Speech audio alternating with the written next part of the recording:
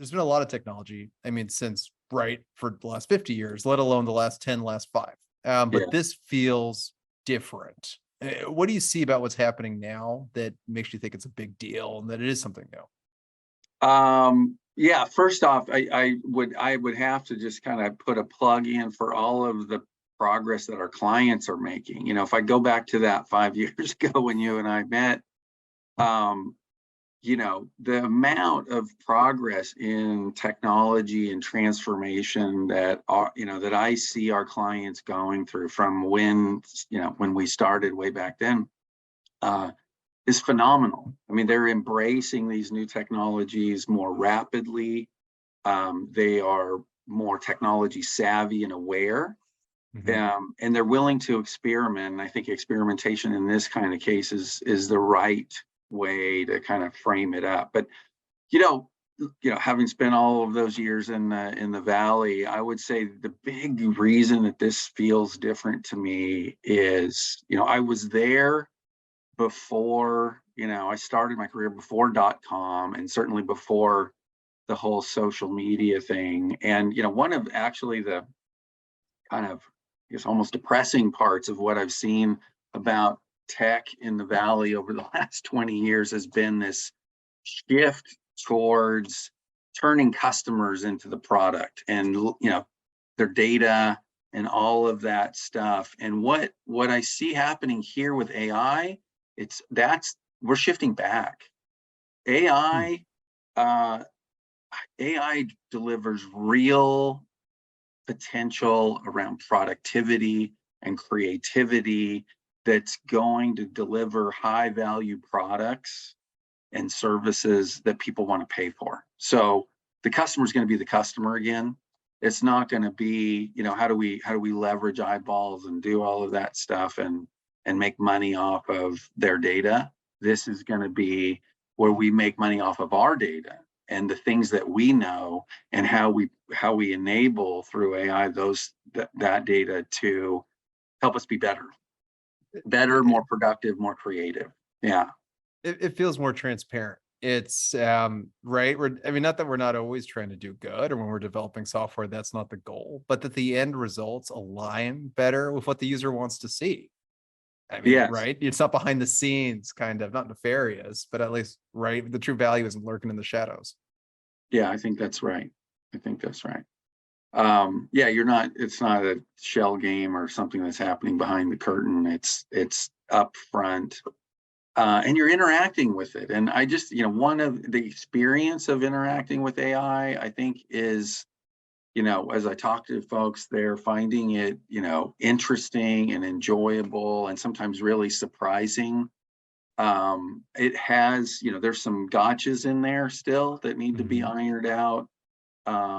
But by and large, I think, as I'm listening to people dabbling with it, they are finding it to be a valuable experience. Yeah, and looking at ways to apply it into their businesses and their lives. So it's much more tangible, as we said, right? And again, it really feels like even ChatGPT specifically, it's something that almost everyone that uses it sees value in it, a use for it. It's immediate feedback. Yeah. It's curious, either, yourself or maybe other places, like what are some of the interesting use cases that you've seen using those tools? Tons of different use cases.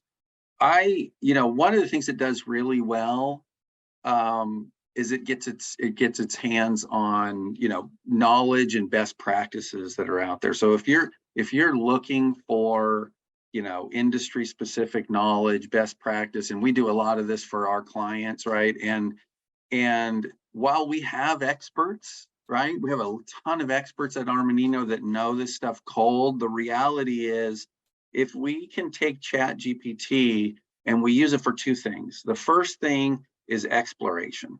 So a lot of times what comes back off the prompts, and again, I like to say this, first and foremost, I always tell people it takes real intelligence to use artificial intelligence intelligently.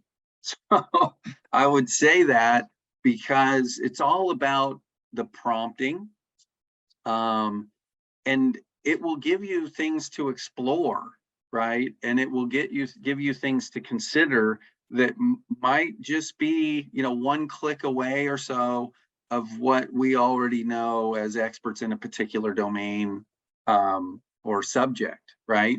And so that can be really helpful. Sometimes it can get you out of the box, and sometimes it can get you to go down and pursue other research. One of the things I tell my team when we're using this is, you know, don't be lazy, right? Don't get into the ethical trap of, you know, just assuming that what it's going to kick back at you is good to go and useful. So don't ever give that to clients. What it should give you is some thinking to go and consider and go and do the research and verify and validate and make sure it gets incorporated into, you know, your own work, right? So that's important, I think. But when we're thinking about use cases, you know, for doing that, there's a lot of them that I'm seeing. One of the things it does really, really well, for example, that people may not know, is it writes job descriptions really well. So like if you've got requirements and you can just, you know, hey, I need a job description for XYZ, and they kind of need to have, you know, this much experience and be willing to do this, that, and the other thing. And I also care about these qualities or maybe skills, and it will just, you know, it can take, you know, something that might take an hour or so to put out in Word, and it would crank that out into a job description that you could then, you know, put out on a job posting, etc., really, really rapidly. It does a great job of that, actually. So that drafting, right? You still have to polish it and get it done, but it's, you know, the way I'm thinking of it is, it's like AI is living for us in a world of Pareto, right? You know, it's taking, you know, it's doing 80% of the work with less than 20% of the effort. Sometimes maybe 2% of the effort. It's doing 80% of the work, but we still have to do that other 20. We still have to do that work to make it good and make sure that it's correct, because it's not a perfect science today.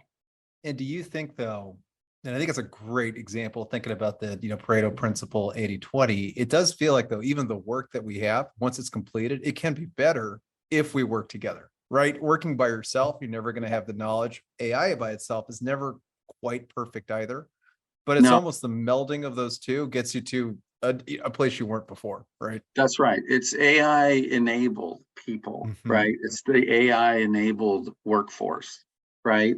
And we can go deeper, we can go faster, we can go broader with that enablement. Okay. And that means we can do better job for our clients, right? So I think that's super important, that we're kind of getting that, you know, bionic boost, if you will, out of AI. Yeah.